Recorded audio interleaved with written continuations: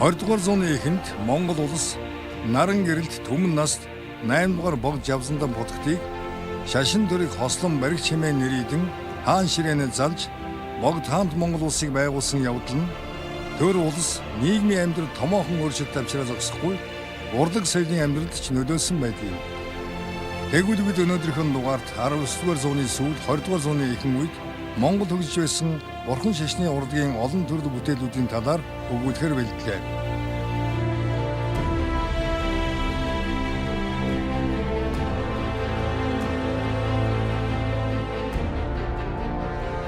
Бид энэхүү нэвтрүүлгээ Монсодрын хэвлэлийн газраас эрхлэн гаргасан Монголчууд 20-р зууны эхэнд номноос бэлтгэн хүргэж байна. Нэвтрүүлгийн хамтрагч Монсодор хэвлэлийн газар.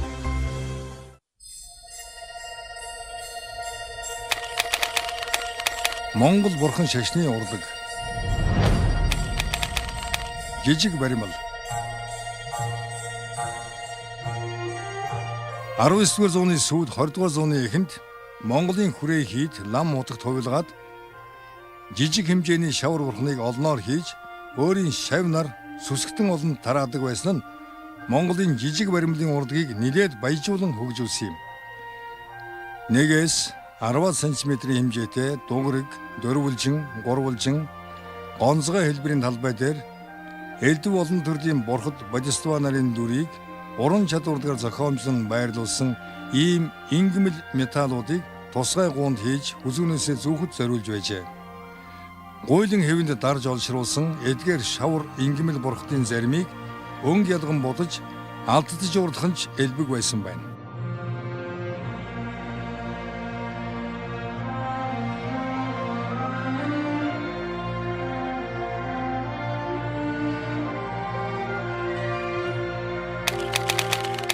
Цаасан шуумал.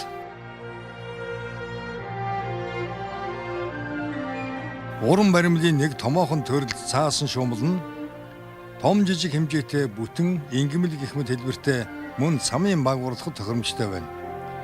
Нэг иж бүрэн цамд 100-аад бурхад амьтдын баг шаардагдана. Алив хүрээ хийд цамын баг ховц чимэг зүйлд эд хэрэгслийг хийхдээ нутаг хушууныхаа нэртэй зураач, шуумалч, баримлч, дархан, ойдолч урчуудыг цуглуулан өдөрдөн зохион байгуулж гүйцэтгэдэг байжээ. Тухайлбал 20-р зууны эхээр хүрээ цамын баг ховц хэрэгслийг шинжлэх ажлыг нэрт зураач, баримлч, хунцаг осрын удирдлагаар олон урчууд уралсан байна. Эдгээрээс тавхай бор цаасан шуумлаар хийж гадуур нь том жижиг шүр зайгүй шигтгэж уралсан улаан сахиусын баг түүх соёлын ховор дурсгал болно.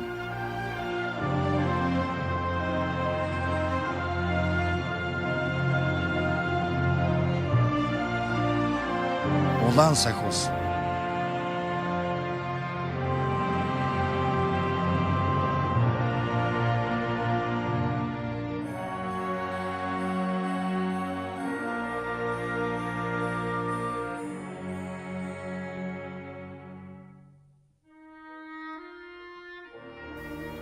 Хоёрдугаар зууны эхээр Монгол урчуудын бүтээн тойрвсон соёл урлагийн нэг томоохон дурсгал бол мэгжид жанрайсаг бурхны сүм болон баримл дүр юм.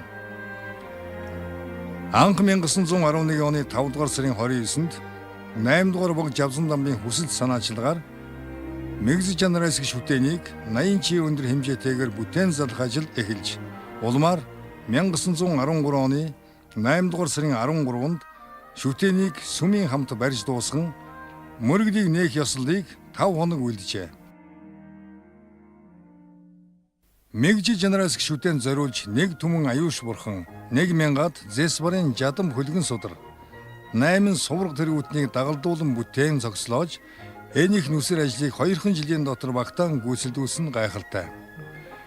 Их бурхан урлах ажилд хүрээний болон аймаг хошуудын нэртэй урчууд, хятад даргачуудыг дайшлан оролцуулж, нэг түмэн аюуш бурханы хагасыг Польш улсад хагасын долнуур захиалан хийлгсэн байна.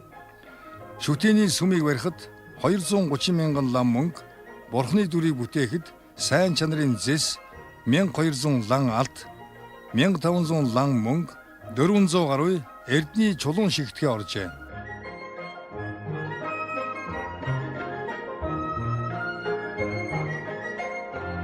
1990 оноос Монгол улс ардчилын замд орсноор монголчуудын шүтээн болсон мэгжид жанрын хэсэг бурхныг бүтээх ажил төр ард олонны оролцоотойгоор өрнөж 1996 оны 11-р сард сэргээн залсан түүхтэй.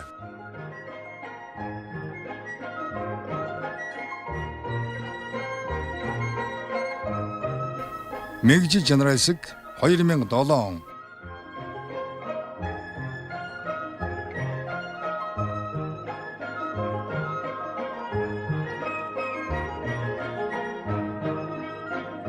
Лойлон 20-р зууны ихэр Их Дагны аймаг анх байгуулагдахад хаашаа 20 чи хэмжээтэй дүйнхрийн лойлон хийжээ. Энэхүү лойлонг бүтээхийн тулд аймаг хошуудын олон гарамгай орчуудыг дайшлан оролцуулсан байна. Лойлон хийх ажлын даамал нь цогт зандан цорж байсан ба Андуу нарын аймгийн Тавхай бор, Ванган аймгийн Чүлтэмсэрэн, Шүтээний аймгийн Дугаржав, Ложоо, Сангийн аймгийн Цагаан жам дэргүүтэй хүмүүс оролцжээ. Энэхүү лойлонгийн голын сүмийн оройд шагжийн маш ижгээр бичсэн жадам судар хийсэн байжээ. Халахын Түшээдхан аймгийн Дайчив бангийн хушууны гол хүрээнд 60 хашир гих олон метр өндөр сувраг бүтээж 1905 онд дуусгаад 13 дугаар Далай ламаар 18 луулж урд удаан Батбөх орших өрөөл тавиулжээ. Боржин чулууг засч барьсан энэ сувраг 40 орчим метр өндөртэй байсан гэдэг. Гэвч 1930-ад онд уг суврагыг нураасан юм. Сувраг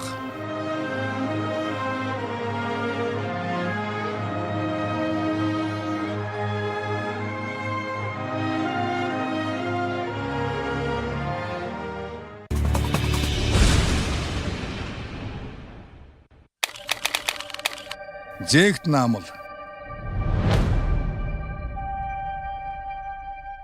монголчууд урд удаан нүүдлийн амьдралынхаа туршид оёмл, нэхмэл, хадгамал, зээгт наамал зурган хөшиг зэргийг үүсгэн хөгжүүлж ирсэн байна. Энэ нь сууршил хосолсон монгол хүний амьдралын хэв маягт хамгийн тохиромжтой урлал байжээ. Монгол орнд зээгт наамлын урлаг эртний хүннүүгийн үеэс эхлээд их Монголын эзэнт гүрнийг дамжин 20 дугаар зууны эхэн хүртэл уламжлагдсан хөгжихдээ ур гүйцэтгэлийн өндөр түвшинд хүрчээ. Ялангуяа 18-аас 20 дугаар зууны эхэн хооронд төрөл бүрийн бурхад, лам ховргууд, хангагч эрдэнэ, хот мандал зэргийг зээгт наамлын аргаар урлан бүтээх нь нэн элбэг байсан байна. Өнгөнгийн хоргой, торг, даавууг, хар зураг, их дүрсийн дагуу хайчлан нааж, зээг барин ойж, шүр, оюу, сувд, алт мөнгөөр чимж урлсан шүтээн, бурхтын хөрг хэдэн 10 см-аас 10 гаруй метр хүрэх том хэмжээтэй байдаг. 1914 оны үед хас гомб, чимэд, гендэн дамб, жүгдэр нарын хамтран урлсан чамраа тахил, Тавхай бор зэрэг урчуудын бүтээсэн 4 хэсэг бүхий дүншгийн 35 бурхан, Тавхай бор, Данжин, Цэнд, Балдан гомб, Пунцэг осор, хас гомб нарын уран эмэгтэйчүүдтэй хамтран бүтээсэн гомб, Шалшийн ганзай, Балдан там, Улаан сахиус, жигмэд, чоожо, намсрай зэрэг зээгт наамлын аргаар урлсан ур ухааны өндөр чанар төрсэн тахил шүтээний зориулалт бүхий олон арван бүтээл байна. Эдгээрээс 20 дугаар зууны эхэн үед хүрээний нэрт урчууд хамтран урлсан тус бүрдээ 13 м урт өндөртэй очир вайн, жалб сингира, цагаан дарих, аюу шуурхны зээгт наамал хөргөн энэ үеийн хамгийн том хэмжээтэй бүтээл болно.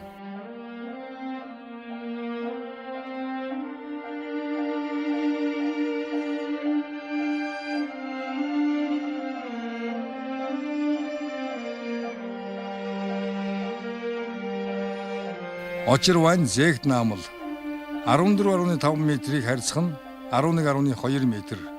20 дугаар зууны эхэн үе.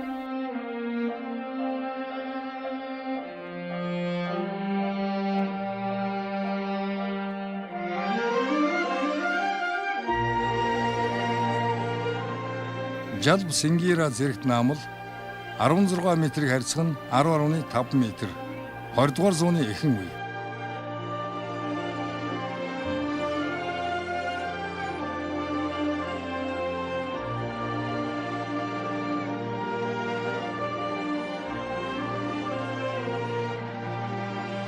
Цагаан дарих зээгт наамал 14.5 метрийг харьцах нь 10 метр. 20 дугаар зууны эхэн үе.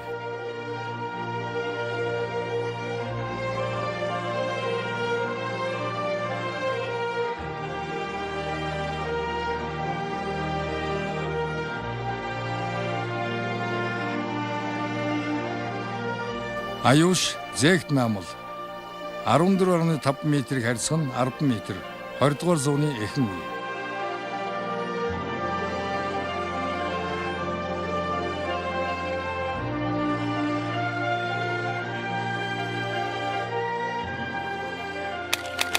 Барлах урлаг.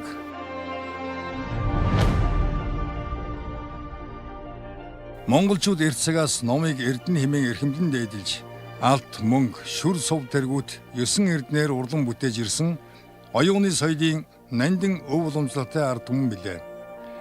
Эртний түүхийн судар бичгээс үзвэл 13-аас 14-р зууны үед модон барын аргаар төрөл бүрийн ном зохиолыг дэвтэрлэх, сударлах, нугалмал, хуйлмал аргаар хэвдэж байжээ. Бүр ном шаштар хөрвүүл хэдэн зуун хүнтэй хүрээлэн ажиллаж байсан түүхч бий. 16-аас 19-р зуунд монголчууд Бурхны ном болон Монголын түүхтэй холбоотой их сурвалжийг олноор нь бардан олшруулж байжээ. Томоохон сүм хийдүүд өөрийн ном баралдаг газартай байж монголчууд төрөл бүрийн бурхан, засал, тахил, зүг чиг, газар лусын эзэд сүд хиймрэг дүрсэлсэн зураг, олон арван зураг чимэг үхий их баг 10 ухааныг багтаасан ном судар сурах бичиг тэргүүтэнг олон тоогоор хувилан олшруулах зорилгоор модон бар сэлж, даавуу, муутуу цаас, торгомсог эдлэлдэр дарамлаж байжээ. Зарим бурхтыг шар, цагаан даавуу цаасан дээр дарамлаж, дараа нь өнг ялган будаж байсан баримт олон бий. 20 дугаар зууны эхэн үе болоход Монголын бардах урлаг өндөр хөгжилд хүрсэн бөгөөд 1906 онд Монголын нэртэй урчууд хамтран төвд хэлний ганжуур данжуурыг модон бараар сийснийн сүмбүний бар гэж алдарсан хүрээ барын томоохон тойруулжээ. Үүнээс гадна хүрээ барын томоохон хийдэд жадамб, банзрагч, алтан гэрэл гэх мэт их бага хэмжээний олон бот ном судрыг монгол урчууд бар сийлэн хэвдэж байжээ. Модон барын алтан гэрэл судар.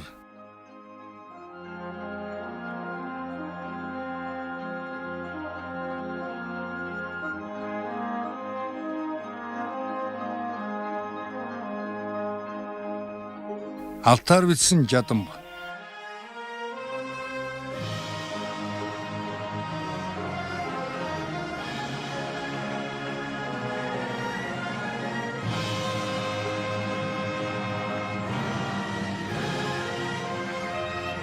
Монголчууд манж төвд монгол зэрэг бичгээр ном зохиолоо тойрвдаг байв.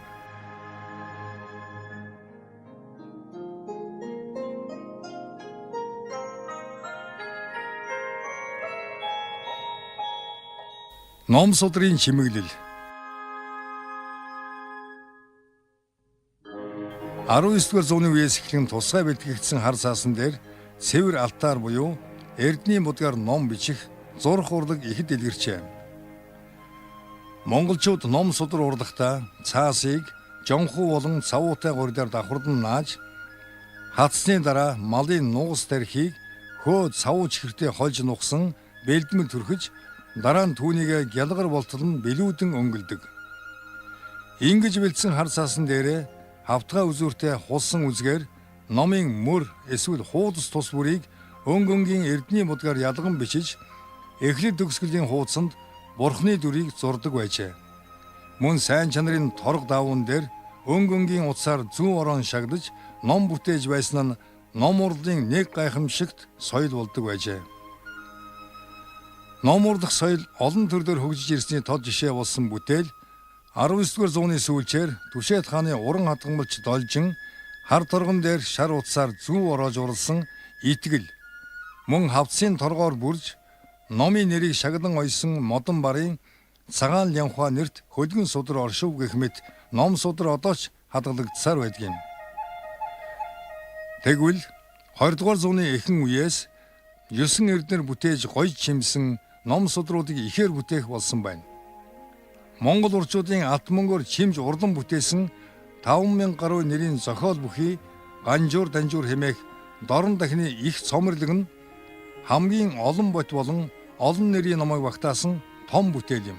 Түүнчлэн цалин цагаан мөнгийг нэмэглэн давтаж төв дүсгийг хөөн товойлгосон бурхны хөрөг дүрийг алтаар шарж шүр сувд шигтгэн суулгаж урлсан 111 хуудас буюу 221 нүүр мөнгөн хавтгай бүхий сандуун жуд 116 хуудас буюу 30 нүрийг мөнгөн хавтгайд үсэг хөөж урлсан мөнгөн нүртэй дорж зодва зэрэг судрыг 1910-ад оны үед давг тэргүүтэй Монгол даргачууд хамтран Мансчир хутагтын хийдэд урлсан гэх мэдээ бий.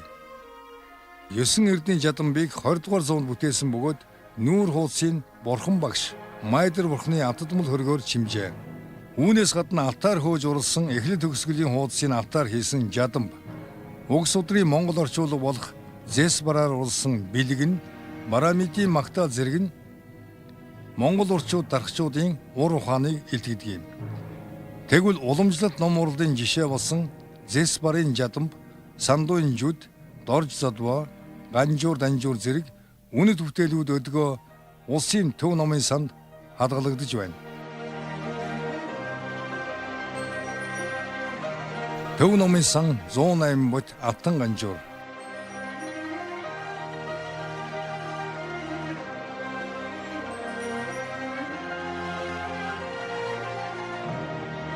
(225) бот Алтан Ганжуур.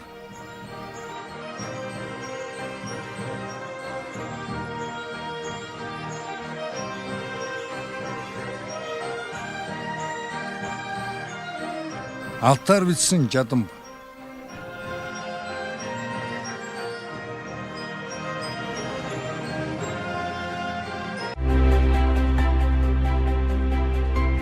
Нэвтрүүлгийн хамтрагч Монсодөр хэвлэлийн газар.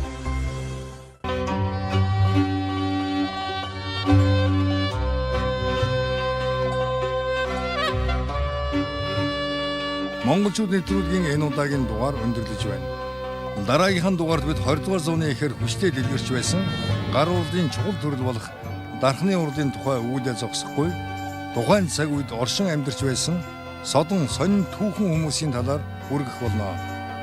Бид энэхүү нэвтрүүлгээ Монсодөр хэвлэлийн газраас эрхлэн гаргасан монголчууд 20 дугаар зууны эхэнд номноос бэлтгэн хүргэлээ.